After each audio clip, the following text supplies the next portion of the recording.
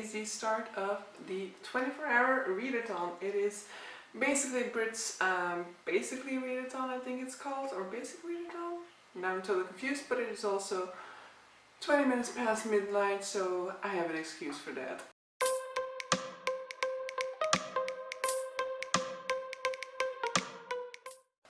So this readathon didn't really get off to a great start because my intention was to get a couple of hours sleep in and then do the full 24 hours, but I haven't really slept. It is too warm, I cannot fall asleep. So when the alarm clock went off, I really wasn't all that happy. But so what I'm going to do is I am going to at least be trying to read for a couple of hours at the very least at this point, and then maybe, depending on how awake I feel, I will try and get some sleep. But the main reason is because it is finally down to some decent degrees at this point, and I want to open up these windows. And since I live on the ground floor in the center of the city, I usually don't open my windows during the night, for theft control of course. So yeah, I'm going to be reading now, opening all of these windows and hoping to get this apartment down a couple of degrees. But so yeah, my goal for this readathon is to read some Netgalley arcs. So I have a couple of arcs that are for books that are coming out in September, October that I want to be getting around to, and so hopefully I can get to like 2 of the 4 or something like that today.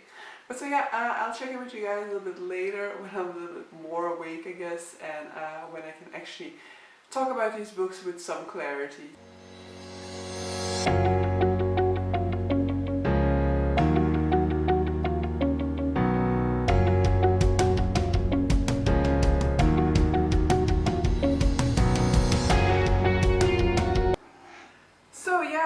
It is somewhat later because I did go to sleep, but I did read for like 4 hours and 3/4 of an hour. So I did get quite some reading done during the night, and then I wanted to take a power nap of like 30 minutes, but that didn't end up happening. It ended up becoming like I slept until 7:30 I think at that point, and then I moved into the bedroom, closed all the windows because yeah, between 7 and 8 it was going to rise by 6 degrees temperature, so yeah. At this point everything is closed again because outside temperatures are already extremely crazy even though it's only 10 o'clock. But so yeah, I'm going to be diving back into reading, but let me first talk about the book that I'm furthest in at the moment, and that is The Seventh Perfection by Daniel Polansky. So Daniel Polansky is an author who has written multiple books already. He has written multiple series apparently, but this will be my first book by him, and I'm already super intrigued to look at more of his works because it is written in a very interesting style. But so as far as I am in this book now, which is halfway through it, all of it is told through dialogues, but you're only given the dialogues of the other parties, so you're only given the responses of the other parties. And so our protagonist, who we haven't heard yet from at any point in this book, she is sort of, let's call it an inquisitor for the sort of like king of this realm, and so she is going around asking questions of people because she has a sort of locket, and she's trying to uncover the story about the person pictured within that locket. And so the entire story so far is told from that second person perspective of people answering her questions, and of course through their answers you can kind of infer what her questions are, but it's very interesting and I'm very much hooked. So it's very much, I think it's referred to as a fantasy mystery, and it's a genre I didn't know existed and I didn't know I needed because I'm actually really liking it, and I don't actually like mystery, but I'm very much enjoying kind of getting to the bottom of things, kind of understanding this world, understanding what is taking place, what she's trying to find out, and the pieces do definitely fall in place. I was kind of worried at the beginning because like the very first chapters you're obviously super confused with this structure, and so I was kind of worried that that was going to remain, that I was going to be like unclear about what was happening all of the time, but definitely pieces are falling into place and I am starting to uncover the story that is there.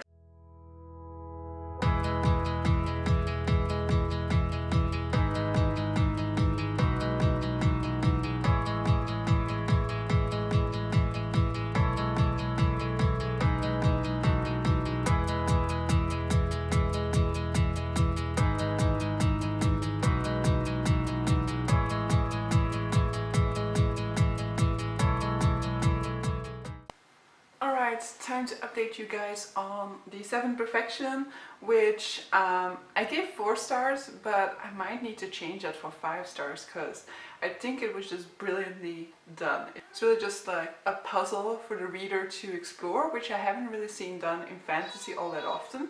You know, I think readers who love the 5th season will definitely love the 7 Perfection, because in the 5th season it's not like as much of a puzzle as this one is, but you do have that same feeling of like confusion from time to time, and of having to like discover the world building for yourself, having to discover the answers for yourself.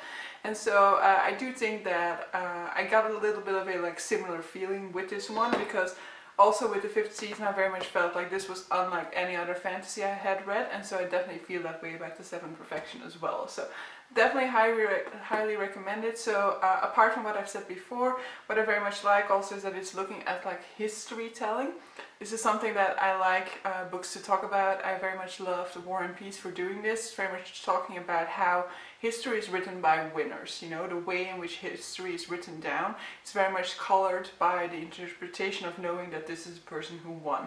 And so it's very much looking at that aspect of things, but also looking at how having that history written down in a certain way then in turn impacts the way that people see history, the way that people remember history.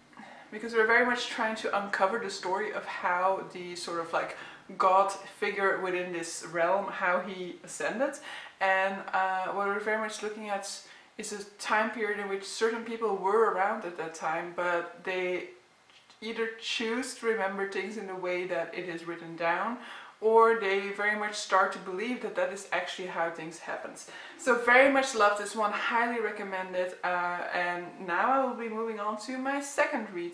So my second read for today is Alone Together, Love, Grief and Comfort in the Times of COVID-19. So it's an anthology in which we are getting a collection of mainly essays and poems written by different authors that reflect their experiences during COVID-19. And the profits made off of this book are intended to help independent bookstores survive these trying times. So yeah, I'm not that far into it. I mean, I am 20% into this one, and I will be continuing on with that one.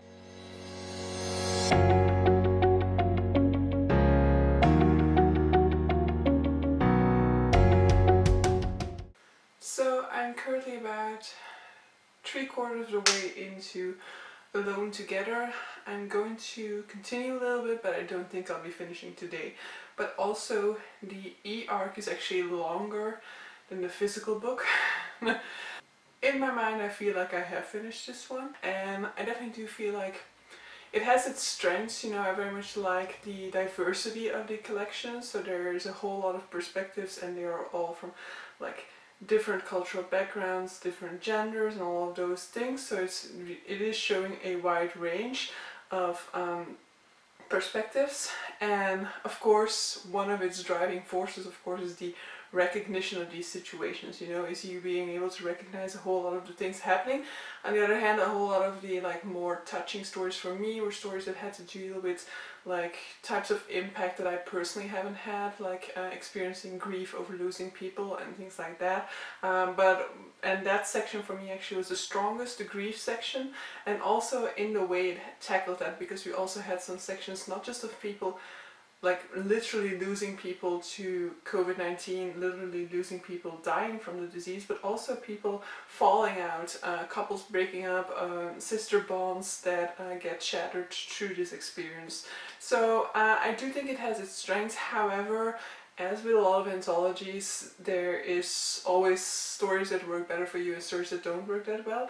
And for me, I feel like a whole lot of them actually just fell rather flat. A whole lot of them are just like anecdotes about time about living in Corona, and they don't necessarily add a whole lot of extra value. And so I don't think I'm the correct reader for this in that sense, because even if you're giving me stories about living in Corona, I will still look for that sort of deeper level. I will still look for that sort of literary merit. And I definitely found that in a couple of these stories, but a whole lot of them I also just feel are just such like random moments in Corona that they don't really do a whole lot for me. But so yeah, I'm going to be trying to finishing it still tonight, but possibly I will have to carry a little bit of it over into tomorrow. Regardless of whether I'm able to finish it today or not, I'm very happy with the way that the basically readathon has been going. I'm very happy to have been making a little bit of a dent in my Netgalley arcs, and I actually heard that it is also Netgalley-athon next week, so I'm going to be reading my other two arcs, so for Earthlings by Sayaka Murata and for The Brass Rock by Evie Wild. Those I'm going to be reading next week for Netgalley-athon. So yeah, I'm just going to leave you here with a final montage of me reading, possibly a clip tomorrow updating you guys, but I really don't think there's that much more to update you guys on, except for maybe the fact of whether I finished it in time or not, but I don't necessarily think that that is such an important fact neither. So you will just have to live with the not knowing whether I made it in time or not. So yeah, see you guys for my next reading vlog. Bye bye!